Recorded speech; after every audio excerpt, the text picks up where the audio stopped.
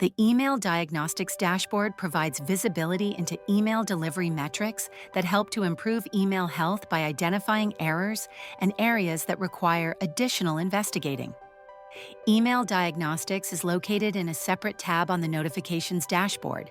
The Analytics tab under Email Diagnostics offers comprehensive insights into your email metrics, so you can monitor all email-related operations within your instance. By default, the data displayed represents the last 6 hours of email activity. Refreshing the dashboard resets that clock. Email Health Overview displays a high-level look at your email health, including data for email status, bounce management, as well as delivery and latency times. Email Status shows the total count of emails across different status categories within the email table. Bounce Management shows the total number of hard and soft bounces received due to delivery failures. Soft bounces usually indicate temporary failures where retries can help, while hard bounces typically involve email IDs with permanent failures. Throughput rate is the average number of emails sent per minute. Latency measures the time it takes for an email to move from the queue to send status. Average job processing time is the average time taken by an SMTP sender job to complete the email processing. Average email time is the average time it takes for an email to be relayed to the SMTP server. Operational Overview provides a summary of email sending and reader operations. Refreshing this widget will fetch the latest updated status. If there is an issue with your email sending, a link is provided to the platform page so that you can troubleshoot. Queue Overview provides insights into all email records, including the records for processing and their status. These are emails in send-ready status, emails in retry status, emails cleared from the queue, and the average latency, or time, taken to process each email successfully out of the queue. Email Creation Trend provides a visual of email records created in the sys_email table at various intervals, while the queue latency trend shows the average latency at various intervals for all jobs within the displayed timeframe. The Job Overview panel provides a comprehensive snapshot of the status, performance, and metrics of processed jobs, offering administrators and users quick insight into their operational state.